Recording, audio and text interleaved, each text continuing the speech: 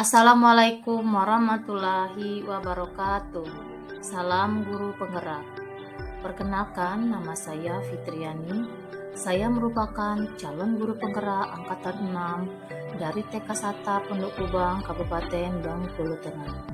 Pada kesempatan ini, saya akan memaparkan tentang aksi nyata saya pada modul 1.4, yaitu penerapan budaya positif. Adapun aksi nyata yang saya lakukan sebagai implementasi modul 1.4 tentang penerapan budaya positif, yaitu yang pertama membuat kesepakatan kelas, yang kedua pengimbasan budaya positif di KKGTK Bengkulu Tengah.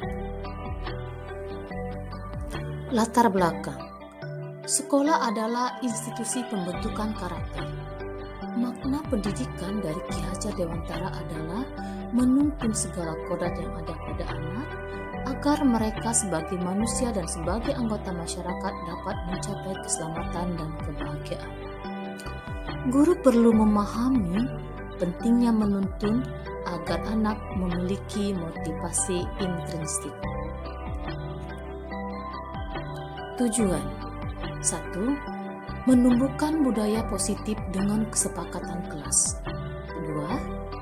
Kegiatan pengimbasan bertujuan terwujudnya suasana belajar di sekolah imbas yang nyaman, aman, dan menyenangkan dengan adanya pembiasaan budaya positif. Tolak ukur dari keberhasilan penerapan budaya positif: yang pertama, terbentuknya keyakinan kelas melalui kesepakatan kelas. Yang kedua, murid mampu menjalankan dan menerapkan keyakinan kelas yang sudah dibuat dengan kesadaran sendiri. Berikut adalah dokumentasi dari kegiatan aksi nyata yang sudah saya lakukan. Assalamualaikum warahmatullahi wabarakatuh.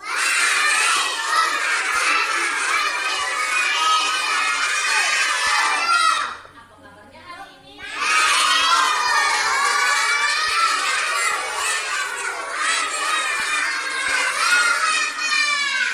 Adik guru, kemarin kita bikin apa?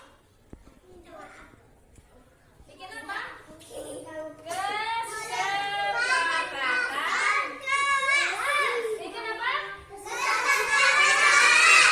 Apakah masih ingat yang kita buat kemarin? Yang pertama, masih ingat nggak? Apa? Belajar. Apa lagi?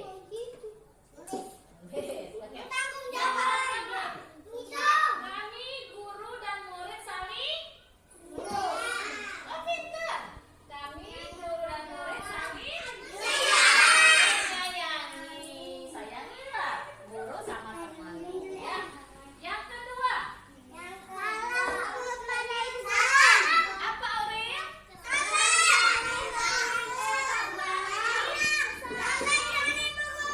Murid yang hormat dan sopan kepada siapa kemarin? Benar. Kepada semua ibu guru, orang tua, teman, dan semuanya. Yang ketiga, kami murid yang semangat percaya diri. Yang keempat, oke, bentar. Kami murid yang mencintai kebersihan dan kerasian. Nah, yang terakhir kayaknya apa namanya? Nggak diingat apa yang terakhir? Yang kelima, kita sebut saja. Kami murid yang bertanggung jawab. Contohnya apa namanya? Oke.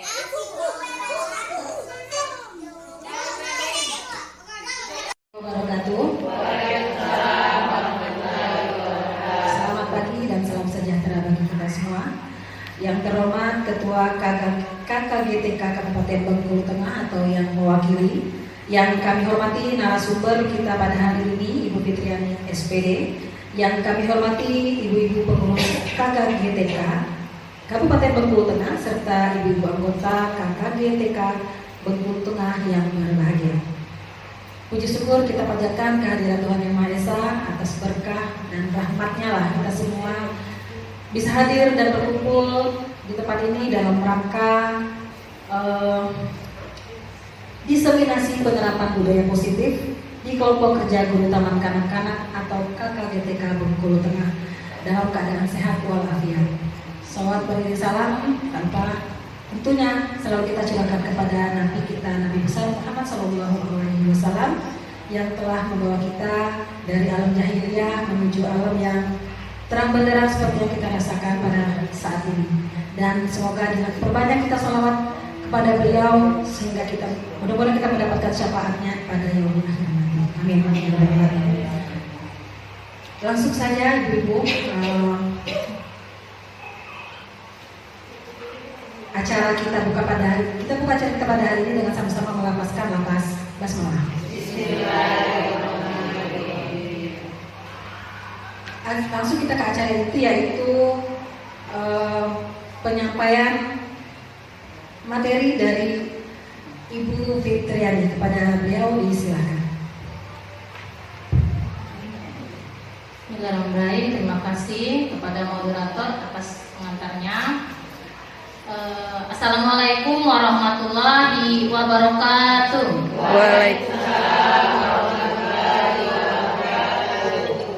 Yang saya hormati pengurus KKGTK Kabupaten Bengkulu Tengah, dan yang saya hormati dan saya banggakan seluruh anggota kelompok kerja guru taman kanak-kanak Kabupaten Bengkulu Tengah. Dalam kesempatan ini izinkan saya menyampaikan, atau lebih tepatnya itu kita sama-sama membahas tentang budaya positif. Sebelumnya perkenalkan, nama saya Fitriani SPD. Saya merupakan calon guru penggerak angkatan 6 yang merupakan guru di TK Sata Pondok Kubang. Teman-teman yang saya hormati, dalam kesempatan ini saya menyelesaikan tugas saya, yaitu tentang diseminasi penerapan budaya positif. Ya, saya sangat berkeyakinan bahwasanya mungkin saja di sini teman-teman lebih tahu atau lebih paham, juga mungkin sudah lebih tahu mengenai budaya positif yang ada di sekolah. Di sini kita pada prinsipnya adalah sharing informasi dan juga diskusi mengenai budaya positif.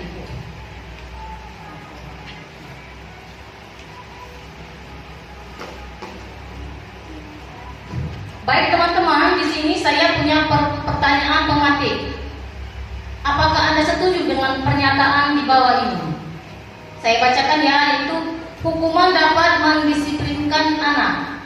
Apakah teman-teman setuju bahwasanya hukuman adalah hal yang bisa mendisiplinkan anak-anak? Tidak. Kalau tidak, alasannya apa?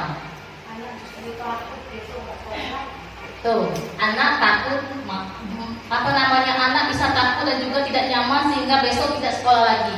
Yang kedua, pemberian hukuman dengan hal positif seperti membaca atau membersihkan halaman sekolah dapat meningkatkan disiplin anak. Tidak juga ya. Yang ketiga, memberi penghargaan dapat meningkatkan motivasi belajar anak. Ya, setuju. Kalau rekan-rekan setuju, nanti kita lanjut ke slide berikutnya. Saya izin berdiri, boleh teman-teman? Boleh ya. Oke, maaf ya, saya berdiri ya. Nih. Adapun teman-teman, materi yang sama-sama akan kita bahas pada hari ini yaitu yang pertama, disiplin positif dan nilai-nilai kebajikan universal. Yang kedua, yaitu teori motivasi, hukuman dan penghargaan serta restitusi. Apakah teman-teman pernah mendengar kata-kata restitusi? Belum. Oke, nanti kita sama-sama bahas ya. Yang ketiga, keyakinan kelas. Teman-teman pernah mendengar kata-kata keyakinan kelas? Belum ya? Oke. Yang keempat, kebutuhan dasar manusia dan dunia yang berkualitas. Kira-kira apa sih kebutuhan dasar manusia? Apa yang kita butuhkan dalam kehidupan itu apa saja?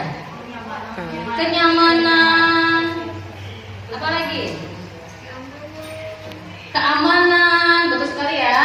Yang kelima tuh restitusi. Restitusi itu ada yang namanya 5 posisi kontrol. Yang keenam itu ada juga restitusi, segitiga restitusi. Inilah teman-teman materi yang akan kita bahas pada hari ini. Oke. Yang pertama ya. Yang pertama tadi di sisi positif ini. Oke. Saya punya tip teman-teman ya. Kegiatan kepalan tangan. Coba bayangkan Bapak Ibu sedang menggenggam sesuatu hal yang sangat berharga dalam kehidupan Bapak Ibu. Apa saja? Boleh benda ataupun itu adalah sesuatu yang prinsip. Teman Bapak Ibu dengan sekuat tenaga dan berbagai cara berusaha untuk meminta genggaman tangan Ibu dan Bapak. Usaha tersebut bisa membujuk, mengancam atau menghardik, merayu, menyuap apa saja agar dapat membuka kepalan tangan Bapak Ibu. Apa yang terjadi dengan segala ancaman tersebut? Ini benda yang sangat berharga yang ada di tangan teman-teman. Apakah teman-teman akan membuka kepala tangan tersebut? Tidak. Kalau tidak, saya mau tahu alasannya kenapa. Oke, apa? Oke, katanya apapun yang berharga dalam diri kita itu harus dipertahankan. Setuju teman-teman? Walaupun dipuju, dikasih hadiah segala macam, tetap akan menutup kepalan tangan tersebut. Oke, nih. Ternyata ini ya, yang mengendalikan kita untuk membuka ataupun tidak adalah siapa? Siapa yang punya kendali terhadap kepalan tangan tersebut? Kita sendiri. Berarti dalam kita bertindak, yang punya kendali adalah diri kita sendiri. Itu ya. Tergantung dengan kebutuhan dasar kita saat itu. Oke, kita lanjut ke selanjutnya. Nih. Nah, ini teman-teman adalah perubahan paradigma teori kontrol. Apa sih paradigma itu? Paradigma itu apa? Apa itu paradigma?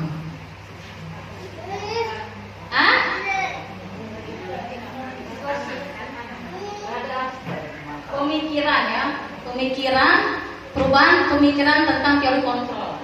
Itu ya. Nih, ilusi guru mengontrol murid. Ilusi bahwa ini ada teori ya, teori di sekolah nih. Ilusi guru mengontrol murid. Ilusi bahwa kritik dan membuat orang merasa bersalah dapat menguatkan karakter. Apakah setuju teman-teman ini? Yang ada di sini. Setuju ya? Ilusi bahwa semua penguatan positif, efektif dan bermanfaat. Ilusi bahwa orang dewasa memiliki hak untuk memaksa. Apakah orang dewasa itu punya hak untuk memaksa? Baik itu aturan maupun kehendak. Walaupun itu sama anak usia dini. Ini ya. Ini adalah ilusi. Apa ilusi itu? Kehendak ya. Kehendak, ilusi, pemikiran tentang kontrol. Ini pemikiran kita tentang kontrol ya. Sebelumnya tentang kontrol seperti ini. Tuh. Nah, ada yang namanya itu perubahan paradigma.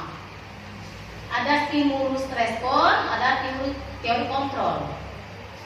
Bisa teman-teman lihat sini bawahnya. Apa sih stimulus itu? Nah, betul, rangsangan ya, rangsangan respon. Realitanya kebutuhan kita itu sama kebutuhan kita. Sama, pengen dicintai, pengen aman, nyaman dan sebagainya. Semua orang melihat hal yang sama. Ini kita bahas sama-sama nanti ya, bahwasanya kita mencoba mengubah agar orang berpandangan sama dengan kita. Apakah bisa kita mengubah pandangan orang sama seperti yang kita pandang? punya suatu benda saja pasti sudut pandang orang berbeda, tidak sama ya. Nih, perilaku buruk dilihat sebagai suatu kesalahan, betul nggak? Betul ya. Orang lain bisa mengontrol saya, tidak bisa. Saya bisa mengontrol orang lain, tidak juga bisa. Pemaksaan ada pada saat rujukan gagal, boleh nggak seperti itu? Setelah kita bujuk, kita rayu gagal, akhirnya yang kita lakukan adalah tindakan pemaksaan. Boleh? Tidak boleh. Model berpikir menang kalah. Jadi ini model berpikir lama, cuma 2 opsi. Tidak menang, ya kalah. Betul ya? Nah, kalau ini respon ya, kalau kontrol. Ini yang betul teman-teman ya. Realitanya kita itu berbeda, tidak sama. Kita ini berbeda kebutuhannya. Setiap orang memiliki gambaran yang berbeda. Kita berusaha memahami pandangan orang lain tentang dunia. Betapa indahnya dunia ini kalau kita saling memahami satu dengan yang lainnya. Semua perilaku memiliki tujuan. Betul nggak? Perilaku itu memiliki tujuan, bukan hanya dilihat dari kesalahannya saja. Anak yang kita pandang kalau kesalahan, pasti itu ada tujuannya. Hanya Anda yang bisa mengontrol diri Anda, betul tidak? Nah, Anda tidak bisa mengontrol orang lain. Nah, kolaborasi dan konsensus menciptakan pilihan-pilihan baru, betul tak? Nah, maksudnya sini ya, kalau di sini konteksnya pemaksaan ada saat rujukan gagal. Nah, yang positifnya kita bisa melakukan kolaborasi dan konsensus sehingga menciptakan pilihan-pilihan baru untuk anak. Nih, model berpikir menang. Itu bagus ya, tidak ada menang kalah. Setiap orang pasti dia merasa pengen menang karena dia memegang prinsipnya sendiri. Oke. Nah, apa yang teman-teman pikirkan tentang disiplin selama ini? Mengikuti aturan seperti apa? Kalau disiplin diri ini ya, membuat orang menggali posisinya menuju sebuah tujuan, yaitu apa yang dihargai. Kita kan punya tujuan hidupnya. Apa sih tujuan hidup kita? Misalkan kita kalau ngajar punya tujuan nggak? Ya. Kita punya tujuan. Apa tujuannya kira-kira? Biar anak bisa berkembang sesuai yang kita harapkan, sesuai dengan usianya, ya. Tuh. Namun kalau di budaya kita, disiplin itu beda. Ini artinya nah, disiplin adalah merubah menjadi sesuatu yang dilakukan seorang pada orang lain untuk mendapatkan kepatuhan. Yang kita pikirkan selama ini adalah cuma kepatuhan saja. Itu makna disiplin ya. Yang selama ini kita maknai. Kecenderungan umum adalah menghubungkan kata disiplin dengan ketidaknyamanan, bukan dengan apa yang dihargai atau mencapai suatu tujuan mulia. Jadi disiplin bagi kita adalah karena sesuatu tidak nyaman. Contohnya anak apa kalau di sekolah aturan disiplinnya?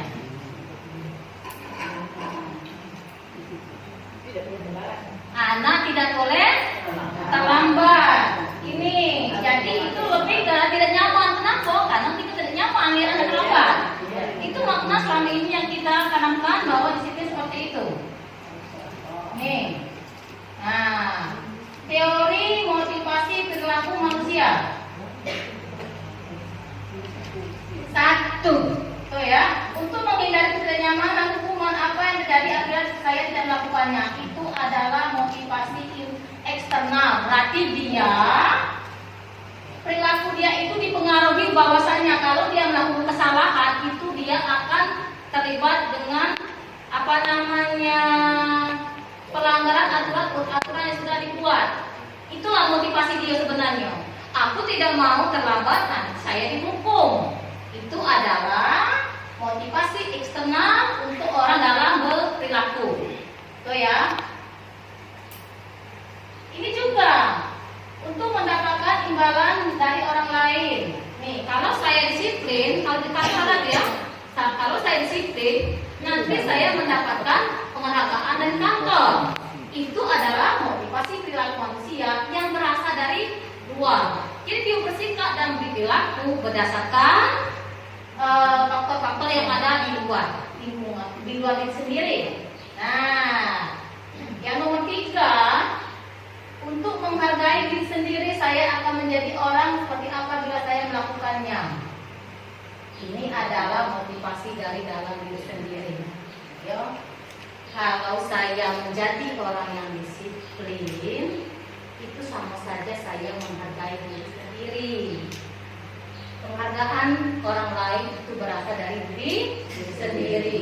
Saya disiplin bukan karena dilihat orang lain atau karena ada aturan, karena memang saya harus disiplin. Itu namanya motivasi dari diri sendiri.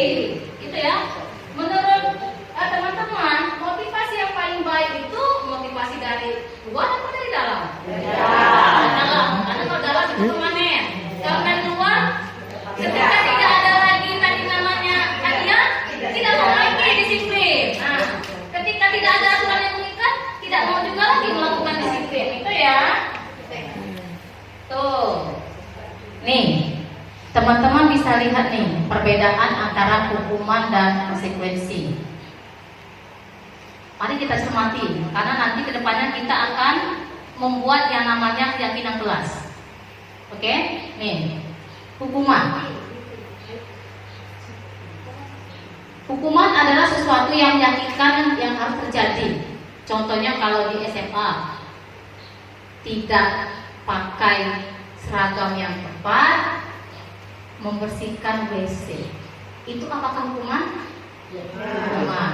Nah, membuat anak sakit fisik dalam jangka waktu panjang. Contohnya apa kalau di sekolah? Contohnya kalau kita mungkin mencubit ya, mencubit. Ini juga tidak boleh karena itu jangka panjang akan menyakiti fisik anak. Atau ada namanya teman-teman kekerasan verbal. Tidak boleh ya, kamu ini nakal sekali dan sebagainya. Itu adalah kekerasan verbal. Sekarang ini yang banyak itu teman-teman adalah kekerasan verbal, bukannya kekerasan fisik. Karena kalau fisik nampak kan, tapi kalau verbal kan tapi tidak nampak, tapi itu sangat mendalam di hati anak, menyakiti. Nah, ketika anak terus-terusan dihukum, maka anak akan membenci yang namanya kedisiplinan. Itu ya. Kalau terusan dihukum lama-lama dia tidak suka dengan kedisiplinan. Yang ada tambah melanggar aturan. Ini juga hukuman itu menjadi paksaan bagi anak, mendorong anak menyakiti diri sendiri. Nah, konsep diri menjadi buruk. Contohnya nih, kalau kita ngomong kau nakal, berarti tertanam dalam dirinya. Apa yang dia rasa? Aku nakal, saya nakal. Nah, itulah kenapa tidak boleh kita melakukan hukuman. Nih, anak belajar untuk menyembunyikan kesalahan. Nah, setiap hari ini marah sama emaknya karena melakukan kesalahan tapi tidak ada solusi. Kedepannya dia tidak akan membuka diri setelah melakukan kesalahan-kesalahan tersebut ya. Marah, rasa bersalah, dipermalukan, merasa tidak dihargai. Itu tolong dihindari yang namanya hukuman di depan anak-anak. Kalaupun anak-anak melakukan kesalahan, baiknya dipanggil secara pribadi, ya. Karena kalau kita menegur anak di depan teman-temannya, itu bukan namanya mendidik, yang ada mempermalukan anak tersebut. Kita tidak mau kan dipermalukan. Nih, ini konsekuensi ya. Kalau konsekuensi beda lagi. Kalau kamu melakukan kesalahan, apa akibatnya? Kita tanyakan sama anak tersebut. Membuat anak merasa tidak nyaman dalam jangka waktu pendek saja, tidak panjang ya. Ini teman-teman bisa lihat. Ya. Lanjut ya. Apakah di sini ada yang mau ditanyakan? Lanjut ya, lanjut. Oke, lanjut. Nih. Nah, ini teman-teman bisa lihat perbedaan antara hukuman dan konsekuensi. Mencatat 100 kali terlambat itu adalah hukuman. Pernah nggak teman-teman mengalami yang seperti ini? Alhamdulillah belum, berarti anak soleh semua ya.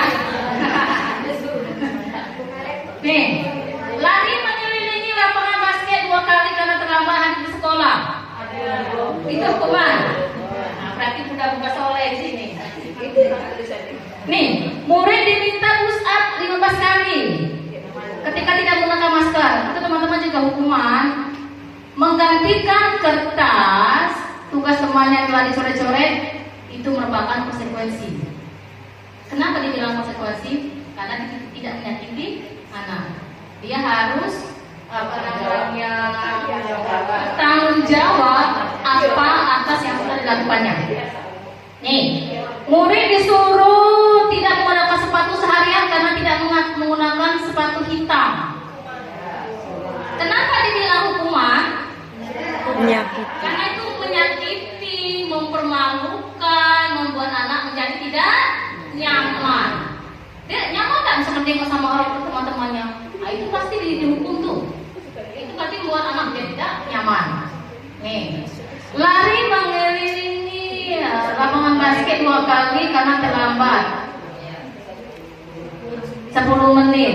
Nah, ini juga konsekuensi ya. Iya, kalau kita ini konteksnya kita nantikan jangan melakukan hukuman ya. Tapi kadang-kadang pernah nggak melakukan hukuman? Pernah, Pak. Saya itu pernah dulu itu kasih itu sebentar nak. Itu hukuman ya, tidak boleh dilakukan. Nah, nih sekarang kita fokus ke sini teman-teman ya. Apakah teman-teman setuju dengan pendapat seperti depan ini?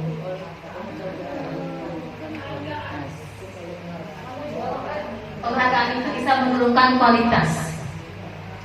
Oke, penghargaan mematikan kreativitas. Penghargaan mengurangi motivasi intrinsik. Intrinsik itu maksudnya teman-teman motivasi dari dalam diri sendiri. Tidak setuju ya? Oke.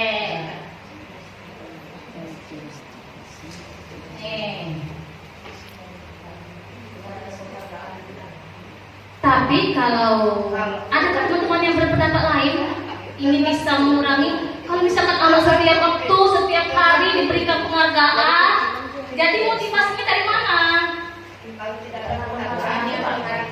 Nah, betul.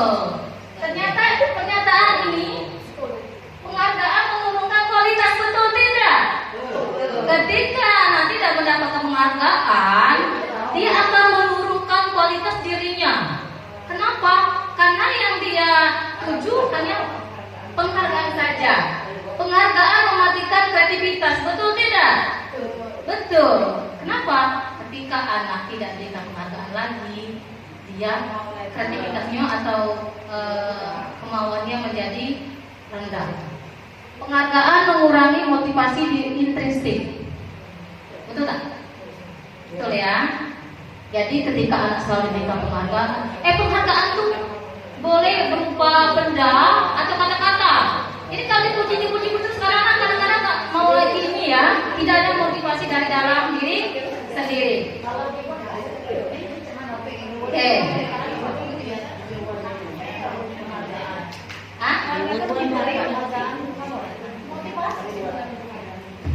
Kalau dilakukan terus-menerus dan jangka panjang, itu yang akan terjadi. Ya, konteksnya kalau dilakukan terus-menerus jangka panjang, jadi ketika anak tidak mendapatkan lagi penghargaan, dia akan tidak termotivasi. Jadi kadang-kadang kenapa sih anak mau ikut lomba-lomba? Apa tujuannya? Penghargaan itu saja kan, dulu yang lainnya. Jadi alangkah baiknya dia melakukan tindakan itu memang berasal dari dalam dirinya sendiri. Nah, ini teman-teman yang lagi hangat-hangatnya, yaitu mengenai restitusi. Sama-sama kita baca ya. Restitusi adalah proses menciptakan kondisi bagi murid untuk mengubah kesalahan mereka, bukan karena hukuman, ya, sehingga mereka bisa kembali pada kelompok mereka dengan karakter yang lebih kuat. Oke? Restitusi juga merupakan proses kolaboratif yang mengajak murid untuk mencari solusi untuk masalah mereka sendiri dan membantu murid berpikir tentang orang seperti apa yang mereka inginkan menjadi tujuan mulia, bagaimana mereka harus melakukan orang lain. Contoh seperti ini teman-teman ya, misalkan ada anak nih, kita anggaplah mereka ini bertindak tidak sesuai dengan aturan yang ada. Oke, jadi anak itu kita panggil, kita tanyai, kenapa kamu melakukan tindakan tersebut? Pasti nanti ada jawaban dari anaknya. Karena dia tadi mengganggu saya. Apakah betul tindakan yang kamu lakukan? Misalkan anak itu diganggu temannya atau dia memukul? Biarkan dia berpikir sendiri. Dia berpikir, kita kan punya kesepakatan kelas, boleh nggak memukul teman? Silakan anak itu berpikir sendiri dan memperbaiki sendiri. Nah, jadi setelah kita tanya, kita diskusi sama teman, kita tanya, tadi kamu memukul temanmu itu baik tidak? Silakan dia berpikir, ya tidak baik. Jadi apa yang harus kamu lakukan supaya temanmu tidak menangis lagi? Jadi semua pertanyaan itu kembalikan ke diri sendiri. Jangan kita sebagai guru ngomong minta maaf, karena sebenarnya kita teman.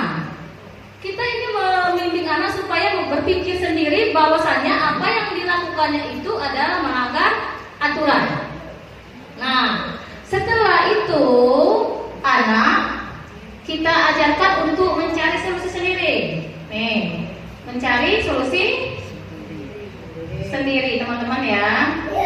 Nah, kamu mau jadi anak seperti apa nanti besar? Pasti jawab mau jadi anak soleh, Bu Guru. Nah, kalau mau jadi anak soleh, kalau ketika kita memukul temannya, apa yang harus kamu lakukan? Meminta maaf. Selesai nggak masalahnya? Selesai. Itu adalah restitusi yang kita lakukan dengan cara mengajarkan anak untuk mencari solusinya sendiri. Jangan kita yang membimbing. Silakan dia sendiri yang mencari solusinya.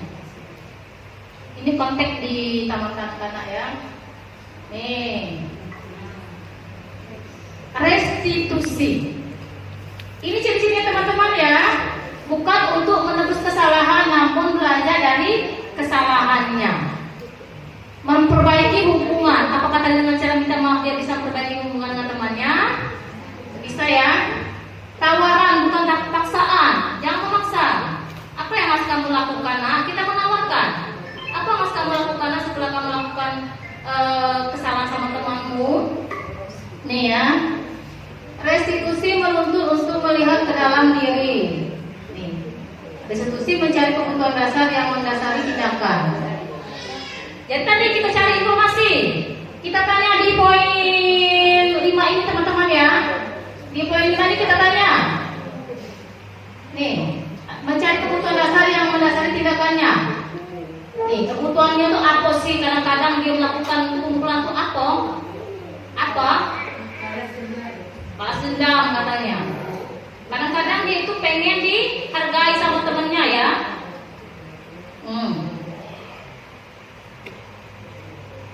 Oke teman-teman, ada yang mau tanyakan yang ini? Lanjut. Diam atau paham? Aku diam tidak paham sama sekali. Nanti kita bahas sama-sama kembali sini lagi ya. Nah, itu ya. Nih, inilah perbedaan hukuman, konsekuensi dan restitusi. Menurut teman-teman, ketika ada pelanggaran aturan, itu yang baik yang mana? Hukuman, konsekuensi atau restitusi? Restitusi ya. Karena kita membimbing anak untuk mencari solusi atas kejadian yang dilakukannya sendiri. Baik teman-teman, di sini ada yang mau ditanyakan? Belum ada, nanti terakhir. Nanti terakhir ya. Pokoknya selesai dulu. Oke, Selesai ibarat air mengalir. Nah, ini teman-teman ya, keyakinan kelas. Tadi kan ada poin yang mengatakan dalam situasi itu kita kembalikan keyakinan kelas. Sekarang kita akan bahas namanya keyakinan kelas. Kalau kita di sekolah biasanya apa sih keyakinan kelas itu? Kesepakatan kelas. Apa lagi biasanya? Mungkin teman-teman sudah bikin apa namanya apa? Aturan kelas. Ya, kita rubah paradigma kita, jangan lagi aturan kelas. Ya, itu namanya keyakinan kelas.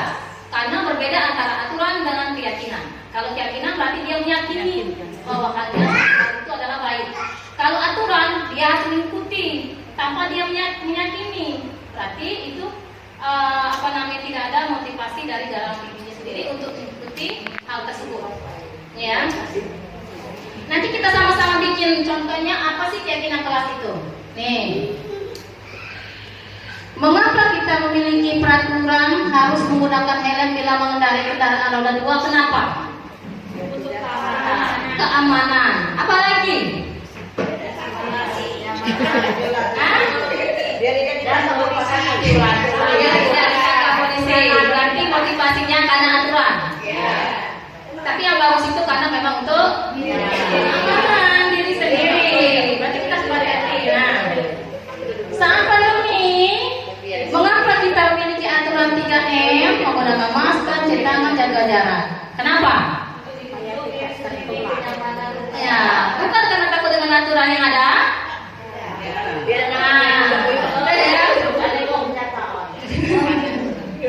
Mengapa kita memiliki peraturan harus datang tepat waktu pada saat belajar? Kenapa? Ini, mengapa kita memiliki peraturan harus datang tepat waktu pada saat belajar?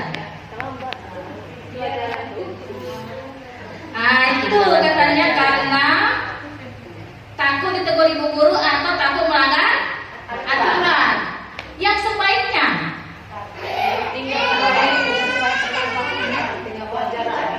ya, karena itu mengikuti pelajaran dengan baik dengan cara datang tepat waktu. Nah, nih untuk membangun motivasi dari dalam diri, keyakinan nilai-nilai keyakinan lebih menggerakkan seseorang dibandingkan yang mengikuti aturan-aturan. Itu ya, kita akan tergerak hatinya bila memang itu kita meyakini, bukan karena aturan-aturan. Karena kalau aturan, jelas kalau misalkan tidak ada yang lihat, kita pasti melanggar aturan tadi kan, karena kita tidak meyakini. Jadi yang baik itu adalah sesuatu yang memang kita yakini. Habis. Nah, kalau teman-teman cermat di sini, karena nanti kita coba membuat keyakinan kelas. Setelah ini ada slide contoh 2 keyakinan kelas, ya. Sekarang sama-sama cermatin. Nih, aturan.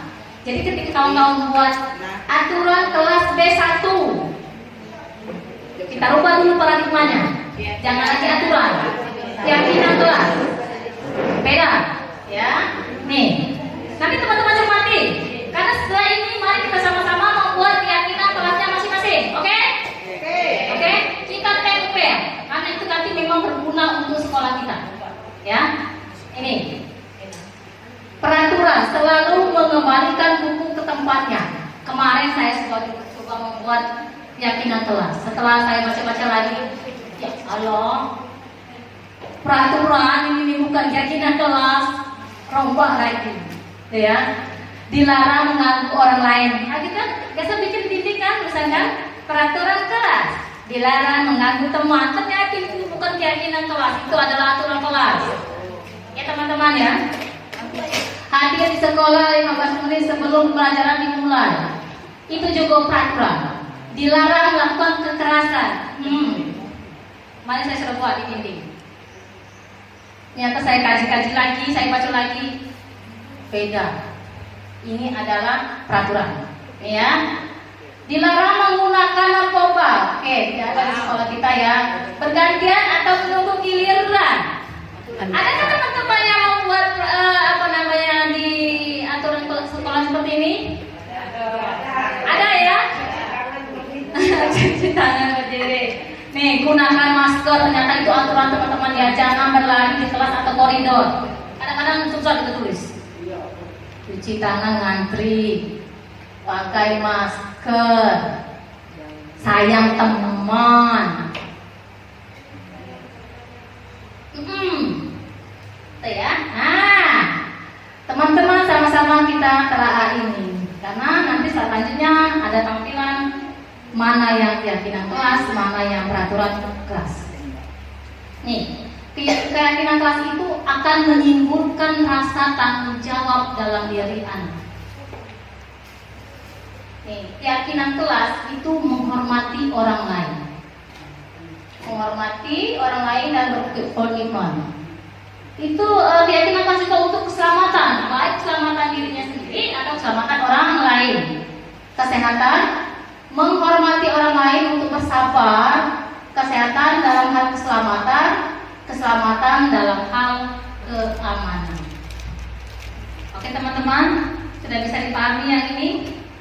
Kalau sudah, kita lanjut ke ini. Oke, di depan sini judulnya sama-sama kesepakatan kelas, tapi ini berbeda. Menurut teman-teman, yang mana kesepakatan kelas di antara dua ini?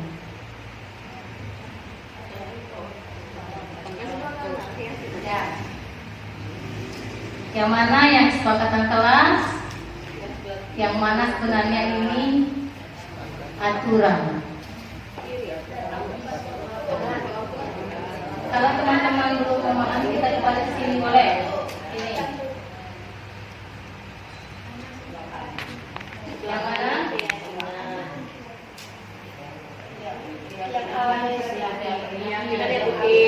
Kembali ke yakin. Biasanya apa yang yakin? Saling menyayangi, semangat dalam murid yang semangat belajar. Kami murid yang peduli dengan teman-teman. Kalau yang sebelah sini datang tepat waktu mengucapkan salam. Adakah teman-teman yang bikin seperti ini di sekolahnya? Ada? Kalau masih ada, mari kita kembali ke jalannya. Benar. Ini menjaga kebersihan sekolah. Hanya itu aturan. Bukan karena diyakin, karena memang diatur oleh keadaan. Buang sampah pada temannya.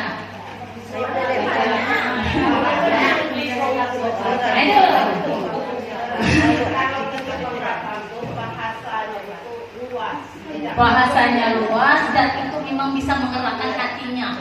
Siapa sih yang tidak mau disayang? Nah itu ya. Siapa sih yang tidak mau bersemangat? Menggerakkan hatinya. Kalau kita bilang dia, kamu semangat. Pasti ada semangat, itu dari dalam dirinya. Nih, peduli dengan teman. Sama saja teman-temannya saya kemarin bikin seperti ini.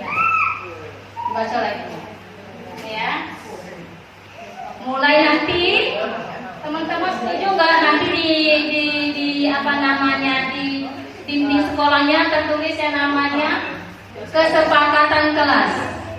Bukan lagi namanya aturan kelas. Karena kesepakatan kelas itu memang kita sepakati bersama anak, bukan guru yang buatnya, tapi anak diajak diskusi, diarahkan supaya apa namanya yang kita bikin itu adalah memang sebuah keyakinan bersama.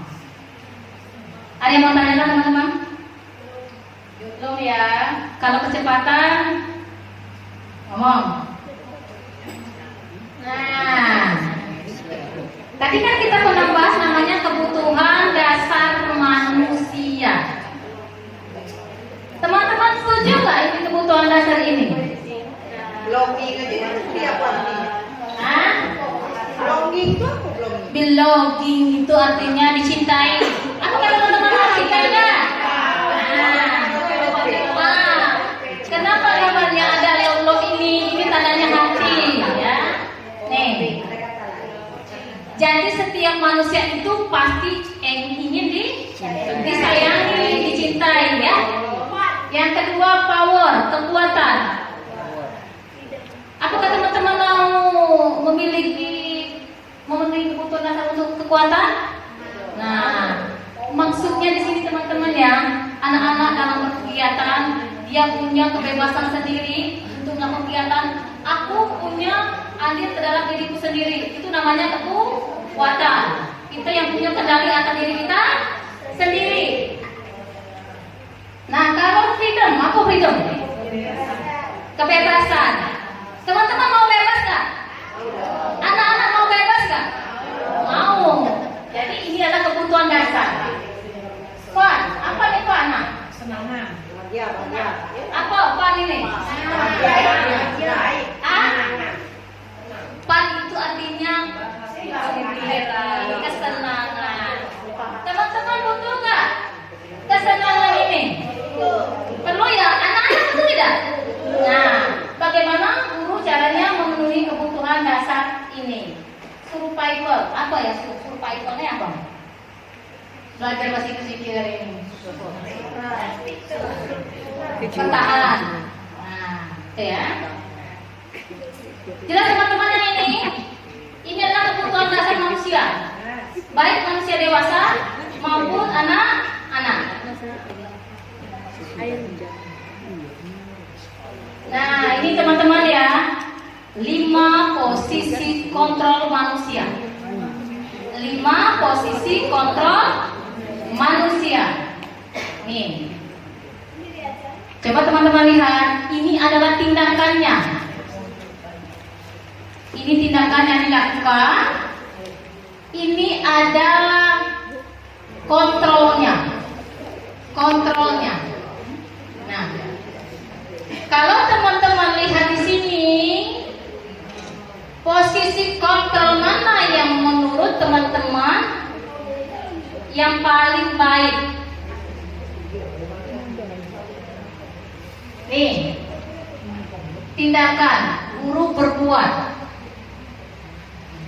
Kalau guru berbuat dalam bentuk menghukum, nih, menghardik, menunjuk, menyakiti, menyindir. Ketika anak dianggap melakukan kesalahan, maka kita menghardik anak, menunjuk. Pada saat itu kita sedang melakukan posisi kontrol sebagai penghukum. Tuh ya. Nih, ketika ada yang melakukan kesalahan, gurunya ngomong gini, ceramah panjang lebar di kelas sampai setengah jam. Nih, seharusnya kamu tidak seperti itu. Ibu sangat kecewa dengan kamu. Itu adalah membuat orang merasa bersalah. Ketika guru sedang melakukan tindakan seperti itu, maka dia sedang memposisikan diri sebagai orang pembuat orang merasa bersalah. Tidak salah. Nakal sekali. Lihat temanmu sudah bisa bla bla bla belajar panjang lebar. Posisi kontrolnya adalah membuat orang merasa bersalah. Tuh ya. Nih, ketika guru memposisikan diri sebagai seorang teman, nah, membuatkan alasan-alasan untuk muridnya. Tadi kamu melakukan kesalahan kenapa ya? Pasti karena dia melakukan duluan. Kita mesti sebagai teman untuk sang anak. Nih, pemantau. Kalau sebagai pemantau hanya memantau saja. Ini salah, dipantau saja. Oh salah, itu perbuatan salah, dipantau, dilihat saja. Kalau sebagai manajer, ketika anak melakukan kesalahan, maka tindakan atau perbuatan yang dilakukan oleh gurunya adalah mengajukan pertanyaan. Seperti restitusi tadi. Kenapa ya kamu lakukan? Sebaiknya apa yang harus kamu lakukan? Itu ya. Nih. Teman-teman, ini posisi kontrol yang paling baik yang mana? Sebagai seorang manajer, kenapa? Kenapa ya? Kalau penghukum itu jelas-jelas ya. Setelah kita lihat, membuat orang merasa bersalah juga tidak baik. Menjadi terlalu dekat seperti teman juga, tapi tidak ada solusi.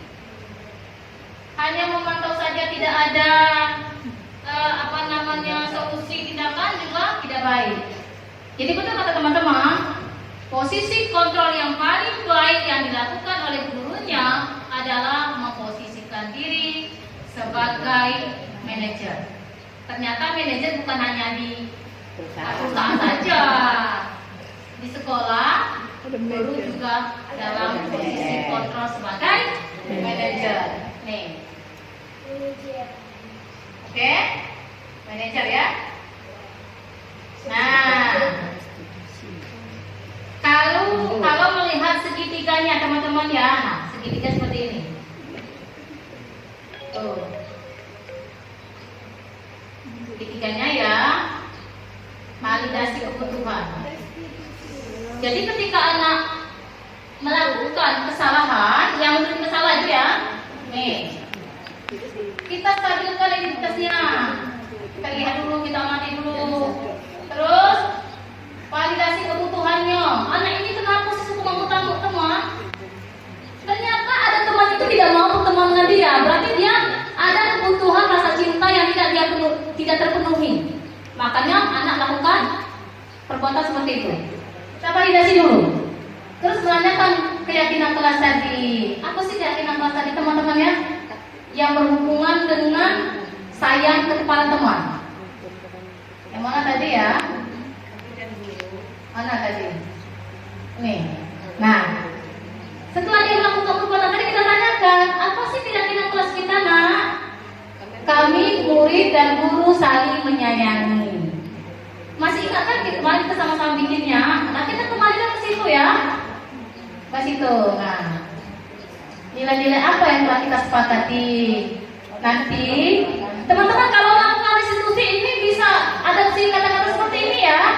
Kamu ingin menjadi apa nanti kalau sudah besar nanti? Nih, teman-teman bisa melakukan tindakan-tindakan seperti ini. Contohnya ini yang ini. Saya pernah kemarin membuat restitusi kepada anak. Saya tanya, anak ibu guru, setiap orang pasti pernah melakukan kesalahan. Ibu guru juga pernah melakukan kesalahan, dan anak ibu guru juga pernah melakukan kesalahan. Jadi di situ dia merasa dihargai, posisinya merasa dihargai. Bukan hanya orang dewasa yang mau dihargai, anak pun dia mau dihargai. Nih, itu ya. Nih. Apakah ada cara yang lebih efektif untuk melakukan apa yang kamu butuhkan? Tadi dia mukul teman karena temannya gak mau main. Padahal dia kan bisa komunikasi sama temannya. Mainnya sama aku. Kadang-kadang anak tuh pernah kita tanya anak, kenapa sih mukul dia? Dia tidak mau main sama aku, ibu guru. Berarti kebutuhan dasarnya untuk dicintai tidak terpenuhi. Makanya dia melakukan tindakan seperti itu. Nah, teman-teman ya, ada yang mau tanyakan? Lanjut ya. Oke teman-teman, ini ya. Tadi poin yang mana tadi? Yang pertama, menstabilkan identitas. Nah, untuk membuat anak yang salah menjadi positif terhadap dirinya. Ini yang guru lakukan ya, ketika anak melakukan kesalahan. Berbuat salah itu biasa, Nak, manusiawi. Karena ibu guru juga pernah melakukan kesalahan. Tidak ada manusia yang sempurna. Ini boleh diadopsi ya. Diadopsi ketika anak melakukan perbuatan yang menurut kita itu melanggar aturan. Kita pasti bisa menyelesaikan masalah ini, Nak. Itu adalah menstabilkan identitasnya. Tuh, ibu guru tidak tertarik untuk mencari siapa yang benar, siapa yang salah. Ibu tertarik untuk menyelesaikan masalah ini. Kalau kamu menyalahkan diri sendiri terus-menerus, apakah kamu bersikap baik pada dirimu sendiri? Kadang-kadang anak, ya bu, aku masalah bu, tadi aku mukul. Kadang-kadang dia sok duluan ya, aku kesalah bu, dia nangis. Jadi kita harus menstabilkan identitasnya dengan cara melakukan langkah-langkah seperti ini.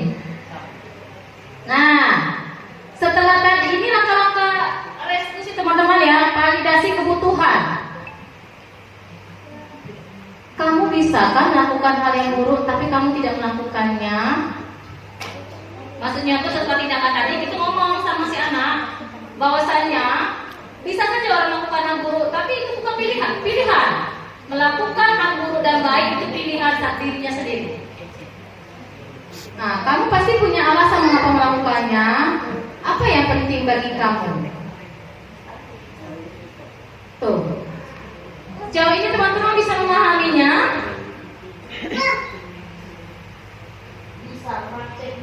Bisa, oke. Nanti kita praktekkan ya. Kalau boleh minta dipraktekkan di sekolah. Setelah sampai kematian yang susah. Apalagi nengok anak sekolah itu orang tua. Jadi gimana? Gurunya lagi salah-salahkan, kita menyelesaikan anaknya juga setiap hari berbuat seperti itu. Nah, biasanya dengan kata-kata yang itu tadi itu sih. Sekarang dari Oke, tapi bisa ya, bisa kalau nanti kita coba. Kalau tidak dicoba, kita masih akan melakukan tindakan-tindakan dengan model yang lama. Oke? Bisa kita lakukan ini teman-teman? Insya Allah ya, insya Allah kita coba. Karena yang sulit itu adalah membimbing anak supaya dia mengakui bahwa hal itu memang tidak dibenarkan. Sulit untuk kita anak usia dini. Kalau anak SMA mungkin sudah bisa berpikir secara konkret, mungkin bisa diterapkan, tapi ini juga bisa diterapkan di taman kanak-kanak. Nah, menanyakan keyakinan. 52 menit. Menanyakan keyakinan ya teman-teman ya ini. Oke? Kembali ke keyakinan. Apa guna keyakinan kelas tadi? Itu ketika anak melanggar aturan, kita kembalikan keyakinan kelas yang kita bikin tadi. Ini ya. Tuh. Iya, makanya ditempel ini susah. Tuh ya. Kelas yang ideal itu seperti apa sih? Kamu ingin menjadi seperti apa? Apa yang kamu rasakan ketika kamu melakukan perbuatan itu? Itu adalah menanyakan keyakinan kelas. Ya. Boleh nanti teman-teman praktekkan apa yang ada di sini teman-teman ya. Sini ya, oke. Nah. Hubungkan dengan nilai-nilai universal. Apa sih nilai-nilai universal tuh? Apa sih nilai-nilai universal? Kasih sayang, tanggung jawab, kejujuran, apa lagi? Itu ya, apa namanya, cinta kepada teman, sayang kepada teman itu itu adalah nilai-nilai universal, nilai-nilai kebajikan maksudnya, nilai-nilai yang baik yang diyakini oleh kita bersama. Oke teman-teman ya, nih. Ini adalah simpulan dari materi kita pada hari ini. Bahwasanya hukuman dan penghargaan terlihat seperti meningkatkan kedisiplinan siswa. Akan tetapi sebenarnya itu hanya bersifat sementara saja. Kenapa sementara saja? Ketika anak diberi hukuman karena ada aturan, ketika tidak ada aturan mereka tetap akan melanggar aturan tersebut. Penghargaan. Ketika anak melakukan tindakan merasakan dari penghargaan, tetapi ketika tindakannya tidak diberikan penghargaan, dia akan kembali ke awal lagi, tidak ada motivasi dari dalam dirinya sendiri. Cara yang paling baik dalam meningkatkan kedisiplinan adalah dengan membangun kesadaran dari dalam dirinya sendiri. Nih, untuk meningkatkan disiplin yang positif. Restitusi dapat diterapkan untuk membangun motivasi intrinsik dari anak itu sendiri. Apa sih motivasi intrinsik tadi itu? Nah, motivasi yang berasal dari dalam diri. Itu adalah hal yang paling baik lakukan. Oke teman-teman, demikian penyampaian dari saya. Saya kembalikan kepada moderator.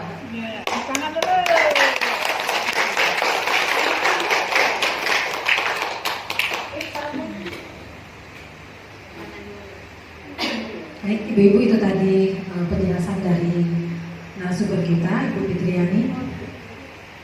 Sekiranya ada dari penjelasan beliau tadi yang ingin ditanyakan, kami kasih waktu kepada Ibu yang ingin bertanya.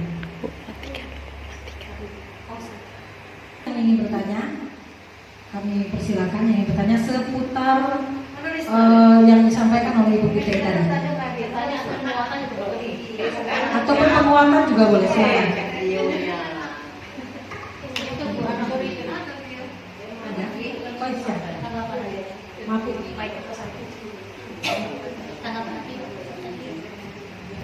Terima kasih. Assalamualaikum warahmatullahi wabarakatuh. Yang ingin saya tanyakan tadi, di sini tadi ada keyakinan kelas dan ada kesepakatan kelas. Jadi yang kita buat di dalam kelas itu apa keyakinan kelas, apa kesepakatan kelas. Itu saja. Kemudian untuk membangun keyakinan kelas tadi atau kesepakatan kelas, terkadang kita agak susah memilih kata-katanya yang mana yang yang membangun kesepakatan kelas. Terkadang-kadang termasuk di aturan seperti itu. Terima kasih. Wassalamualaikum warahmatullahi wabarakatuh. Mau dijawab langsung atau masih dikasih pertanyaan?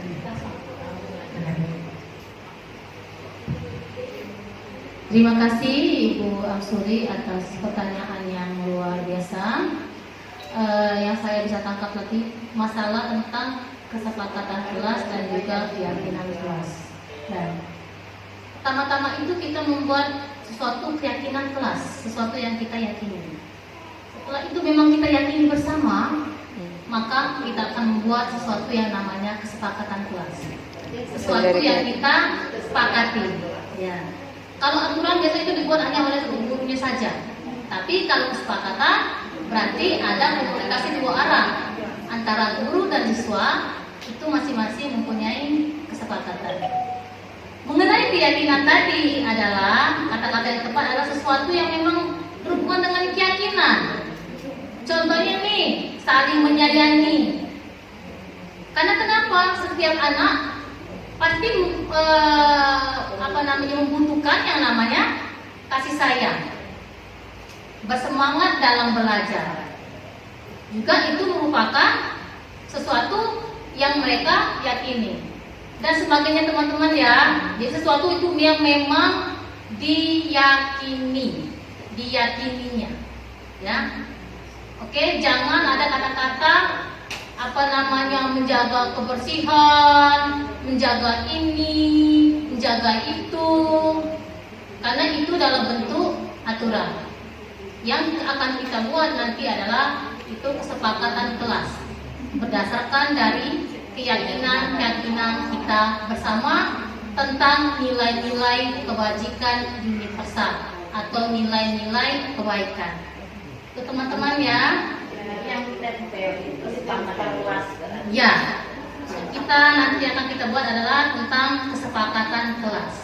Dengan catatan, kesepakatan kelas itu adalah kita buat bersama anak melalui kita menjelaskan tentang keyakinan-keyakinan yang ada. Jadi anak bisa diajak diskusi teman-teman ya, diajak diskusi. Mari kita rubah paradigma baru tentang aturan itu beralih kepada yang namanya kesepakatan kelas. Oke? Nah demikian Ibu Am yang bisa saya jawab.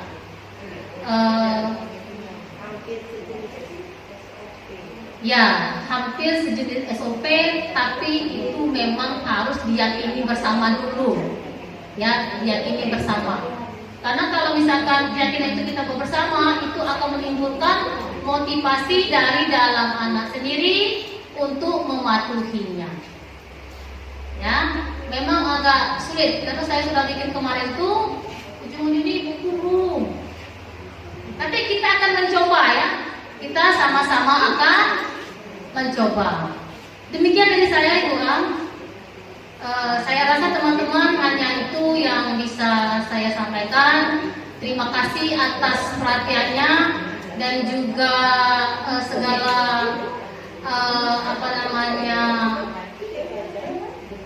dukungannya yang luar biasa dalam kesempatan ini saya menyatakan lagi, saya bukan lebih tahu, hanya saja saya mendapatkan informasi ini. Mari kita sama-sama belajar mengenai budaya positif yang ada di sekolah. Demikian teman-teman, saya akhiri dengan wassalamualaikum warahmatullahi wabarakatuh. Beri hapus dulu untuk masuk ke materi kita pada hari ini. Terima kasih semuanya, acara demi acara telah kita lalui bersama. Mudah-mudahan apa yang telah disampaikan oleh pemateri kita pada hari ini bisa bermanfaat untuk kita semua. Saya tutup acara ini dengan sama-sama melafazkan hamdalah. Saya selaku pembawa acara mohon maaf bila ada salah kata. Billahi taufiq wal hidayah. Wassalamualaikum warahmatullahi wabarakatuh.